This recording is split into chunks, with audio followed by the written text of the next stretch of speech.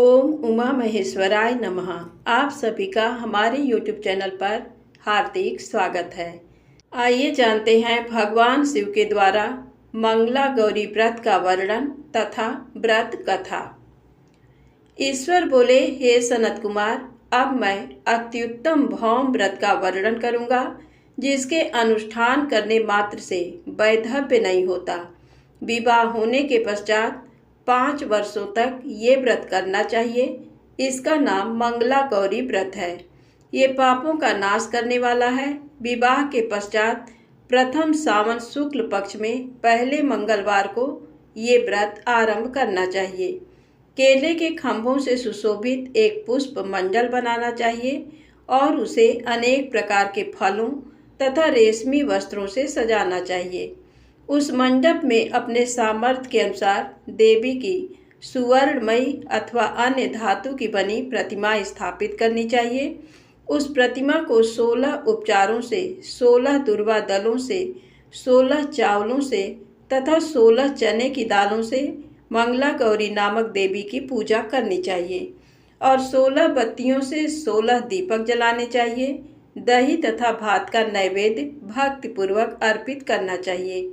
देवी के पास ही पत्थर का सील तथा लोढ़ा स्थापित करना चाहिए। 5 वर्ष तक इस प्रकार से करने के पश्चात उद्यापन करना चाहिए। माता को वायन प्रदान करना चाहिए, जिसकी विधि आप सुनिए। अपने सामर्थ्य अनुसार एक पल प्रमाण सुवर्ण की अथवा उसके आधे प्रमाण की अथवा उसके भी आधे प्रमाण की मंगला गौरी की प्रतिमा निर्मित करानी चाहिए। अपनी शक्ति के अनुसार स्वर्ण आदि के बने तंडुल पूरित पात्र पर वस्त्र तथा रमणी कंच की ओढ़नी रखकर उन दोनों के ऊपर देवी की प्रतिमा स्थापित करनी चाहिए। पास में चांदी से निर्मित सिल तथा लोढ़ा रखकर माता को वायन प्रदान करना चाहिए। इसके बाद 16 सुवासिनियों को प्रयत्न पूर्वक भोजन कराना चाहिए। हे विप्र, इस विधि से व्रत करने पर 7 जन्मों तक सौभाग्य बना रहता है और पुत्र पौत्र आदि के साथ संपदा विद्यमान रहती है। सनत कुमार बोले, हे प्रभु, सर्वप्रथम इस व्रत को किसने किया था और किसको इसका फल प्राप्त हुआ? हे शंभो, जिस तरह से मुझे इसके प्रति निष्ठा हो जाए, कृपा करके वैसे ही बताइए। ईश्वर बोले, हे सनत कुमार, पूर्व काल में कुरु देश में श्रुतकीर्ति नामक एक विद्वान, कीर्तिशाली, शत्रुओं का नाश करने वाला, 64 कलाओं का ज्ञाता तथा धनुर्विद्या में कुशल राजा हुआ था। पुत्र के अतिरिक्त अन्य सभी शुभ चीजें उस राजा के पास थी। अतः वह राजा संतान के विषय में अत्यंत चिंतित हुआ और जब ध्यान पूर्वक देवी की आराधना करने लगा, तब उसकी कठोर तपस्या से देवी प्रसन्न हो गईं और उससे ये वचन बोली, हे सुब्रत, वर मांगो।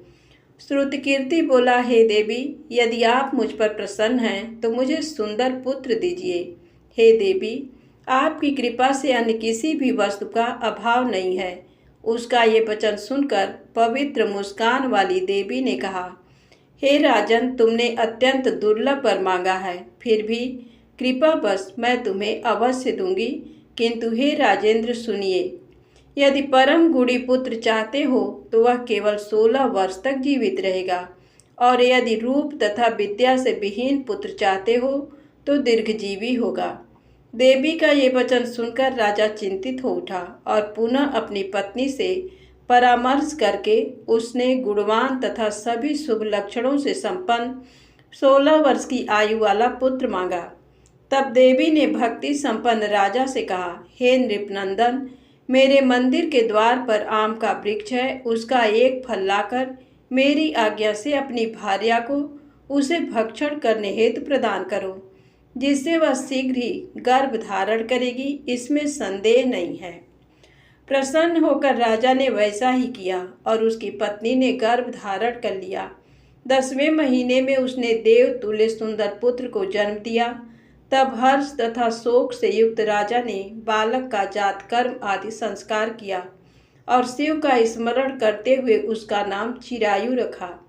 इसके बाद पुत्र के 16 वर्ष के होने पर पत्नी सहित राजा चिंता में पड़ गए और वे विचार करने लगे कि ये पुत्र बड़े कष्ट से प्राप्त हुआ है और मैं इसकी दुखद मृत्यु अपने ही सामने कैसे देख सकूंगा। ऐसा विचार करके राजा ने पुत्र को उसके मामा के साथ काशी भेज दिया।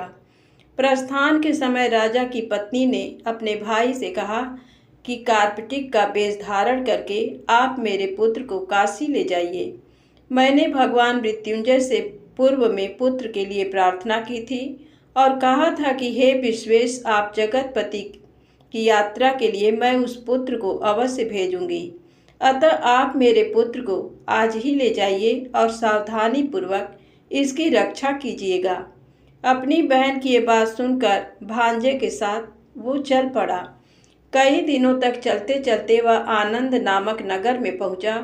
वहां सभी प्रकार की समृद्धियों से संपन्न वीरसेन नाम वाला राजा रहता था। उस राजा की एक सर्वलक्षण संपन्न युवावस्था प्राप्त मनोहर तथा रूप लावण्यमयी मंगला गौरी नामक कन्या थी। सभी उपमानों को तुच्छ करके सौंदर्य अभिवृद्धि को प्राप्त वह कन्या किसी समय सखियों के साथ नगर के उपवन में क्रीड़ा करने के लिए गई हुई थी। उसी समय वह चिरायु तथा उसका मामा वे दोनों भी वहां पहुंच गए और उन कन्याओं को देखने की लालसा से वहीं विश्राम करने लगे। इसी बीच विनोद पूर्वक क्रीड़ा करती हुई उन कन्याओं में से किसी एक ने कुपित होकर राजकुमारी को राणा ये कुवचन कह दिया। तब उस अशुभ वचन को सुनकर राजकुमारी ने कहा, तुम अनुचित बात क्यों बोल रही हो? मेरे कुल में तो इस प्रकार की कोई नहीं है। मंगला गौरी की कृपा से तथा उनके व्रत के प्रभाव से विवाह के समय जिसके सर पर मेरे हाथ से अक्षत पड़ेंगे, हे सखी, वह यदि अल्प आयु वाला होगा तो भी चिरंजीवी हो जाएगा। इसके बाद वह सभी कन्याएं अपने अपने घर चली गईं। उसी दिन राजकुमारी का विवाह था। बाहलीक देश के दृढ़धर्मा नामक राजा के सुकेतु नाम वाले पुत्र के साथ उसका विवाह निश्चित किया गया था। वह सुकेतु विद्याहीन, कुरूप तथा बहरा था। तब सुकेतु के साथ आए हुए उन लोगों ने विचार किया कि इस समय कोई दूसरा श्रेष्ठ वर ले जाना चाहिए और विवाह संपन्न हो जाने के बाद वहां सुकेतु पहुंच जाए। उन लोगों ने चिरायु के मामा के पास जाकर याचना की कि आप इस बालक को हमें दे दीजिए, जिससे हमारा कार्य सिद्ध हो जाए। इस पृथ्वी पर परोपकार के समान दूसरा कोई धर्म नहीं है। उनकी बात सुनकर चिरायु का मामा मन ही मन बहुत प्रसन्न हुआ, क्योंकि इसने उपवन में पहले ही कन्या मंगला गौरी की बात सुन ली थी। फिर भी उसने एक बार कहा कि आप लोग इसे किस लिए मांग रहे हैं? कार्य की सिद्धि हेतु वस्त्र, अलंकार आदि मांगे जाते हैं, वर तो कहीं भी नहीं मांगा जाता। तथापि आप लोगों का सम्मान रखने के लिए मैं इसे दे रहा हूँ। इसके बाद चिरायु को वहां ले जाकर उन लोगों ने विवाह संपन्न कराया।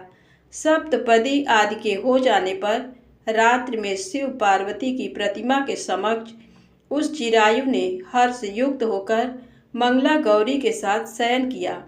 उसी दिन चिरायु के 16 वर्ष पूर्ण हो चुके थे और अर्धरात्रि में साक्षात्कार सर्प रूप में वहां आ गया।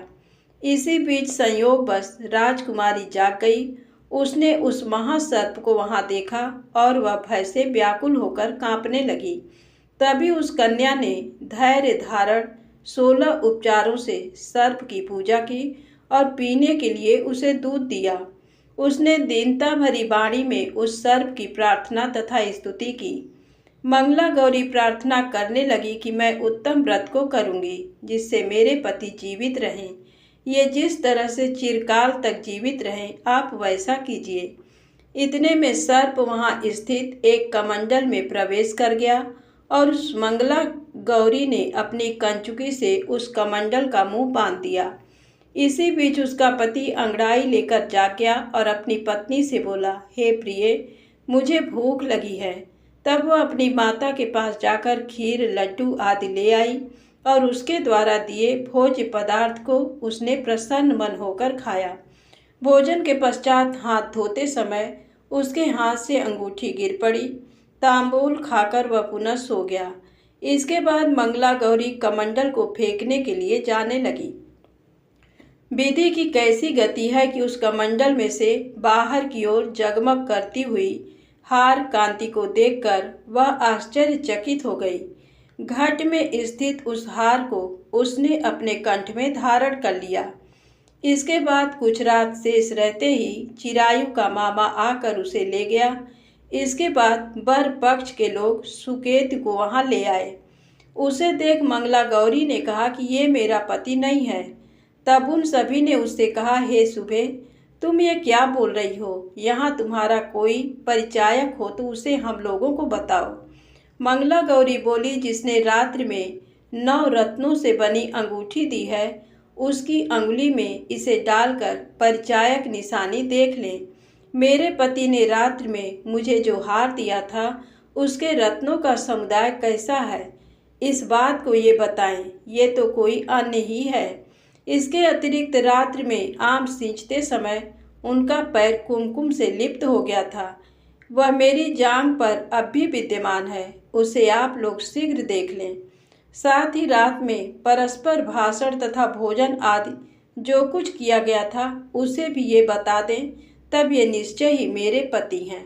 इस प्रकार उसका वचन सुनकर सभी ठीक है कहने लगे, किंतु जब एक भी बात न मिली तब सभी ने सुकेतु को उसका पति होने से निषिद्ध कर दिया और वर पक्ष वाले जिस तरह से आए थे उसी तरह से चले गए।